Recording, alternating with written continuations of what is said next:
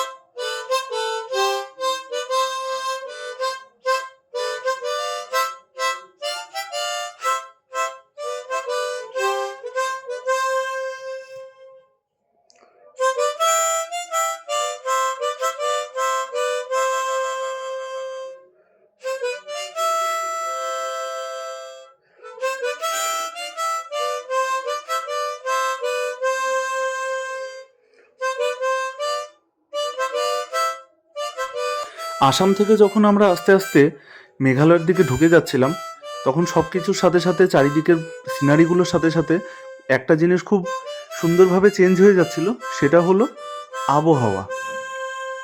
আমরা আসামে একরকম ওয়েদার পেয়েছি, আমরা যখন মেঘালয়ের দিকে আস্তে আস্তে ঢুকে যাচ্ছি সেখানে কোথাও আমরা তেমনভাবে কুয়াশা পাইনি, তবে যেটা পেয়েছিলাম সেটা হচ্ছে ঝিরিঝিরি বৃষ্টি। চলতে চলতে রাস্তায় প্রজাপতির দেখা পেয়েছি, সুন্দর ফুলের দেখা পেয়েছি। আমরা সেসব দেখে নিয়ে আবারও আমরা এগিয়ে চলেছিলাম আমাদের গন্তব্য শিলংয়ের দিকে। আমরা তখন একটা পেট্রোল পাম্পে দাঁড়ানো, সেই পেট্রোল পাম্পে আস্তে আস্তে আমরা গাড়িতে তেল ভরে নিয়ে তারপরে আবার আমাদের বাকি যাত্রাটা শুরু করেছিলাম।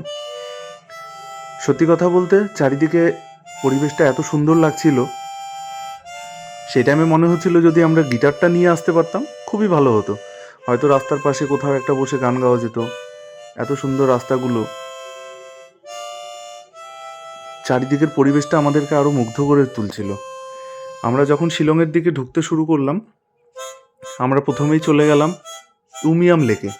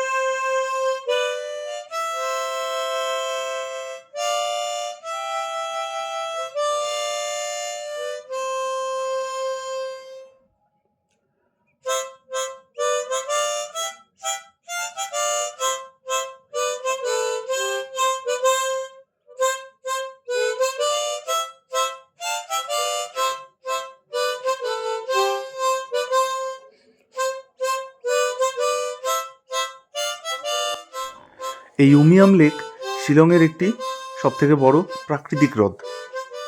প্রাকৃতিক হ্রদ বলতে আমরা সেটাকেই বুঝি যেটা প্রাকৃতিক নিয়মে, প্রাকৃতিক উপায়ে যে লেকগুলো তৈরি হয়েছিল বা যে হ্রদগুলো তৈরি হয়েছিল সেগুলোকেই আমরা প্রাকৃতিক হ্রদ বলি। দূর দূর পর্যন্ত যতটা চোখ যাচ্ছিল লেকের জল বেশ অনেকটা জায়গা জুড়ে সেটা বিস্তৃত ছিল, এবং সেখানে বোটিংয়ের ব্যবস্থা ছিল, চারিদিকটাতে ফটো তোলার ব্যবস্থা ছিল। বোটিংয়ের জন্য আলাদা করে অবশ্য টিকিট কাটতে হচ্ছিল, তো আমরা বোটিংটা করিনি। চারিদিকে যত দূর চোখ চলে যাচ্ছিল শুধু লেকের জল আর জল। চারিদিকটা এত মনোমুগ্ধকর ছিল, আমরা অন্য কোনো কথা ভুলেই গেছিলাম। ওখানে গিয়ে আমরা ফটো তুলেছি, অনেক এনজয় করেছি, অনেক ঘুরেছি জায়গাটা, কিন্তু বোটিংটা শেষ পর্যন্ত করা হয়নি। সেটার একটা আফসোস রয়ে গেছে। হয়তো কোনো একদিন আবার যদি যাওয়া পড়ে অবশ্যই আমরা বোটিং করব।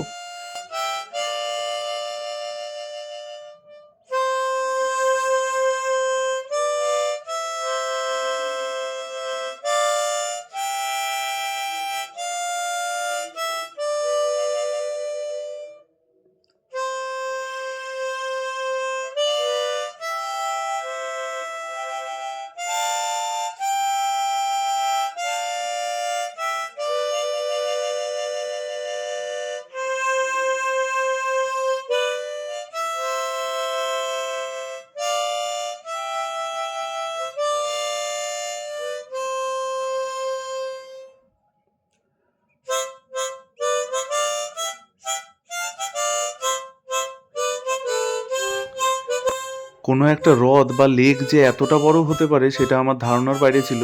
সত্যি কথা বলতে তেমনভাবে কোনো দিন আমি লেক দেখিনি।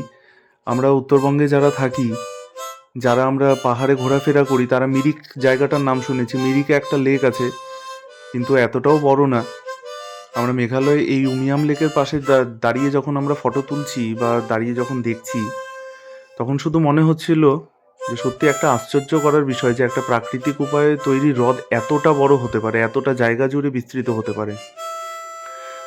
চারপাশে পাহাড়, মাঝখানে এত সুন্দর একটা হ্রদ। তার মধ্যে যখন নৌকাগুলো দেখছিলাম, যারা বোটিং করছে, বোটিংয়ে চলছিল বোটিং ওখানে। আরও অনেকে এখানে এসেছিল ফটো তুলতে, অনেকে ঘুরতে এসছে, অনেক ট্যুরিস্ট এসেছিল। জায়গাটা সত্যি আকর্ষণ করার মতো। অবশেষে আমরা উমিয়াম লেকটা পুরোটা ঘুরে নিয়ে আমরা আস্তে ধীরে বেরিয়ে পড়লাম আমাদের বাকি গন্তব্যে যাওয়ার জন্য। তো সেই গন্তব্যের ভিডিও খুব তাড়াতাড়ি আসবে, তোমরাও আমাদের সাথে এনজয় করতে থাকো। খুব তাড়াতাড়ি আমি নিয়ে আসছি পরের পার্টগুলো।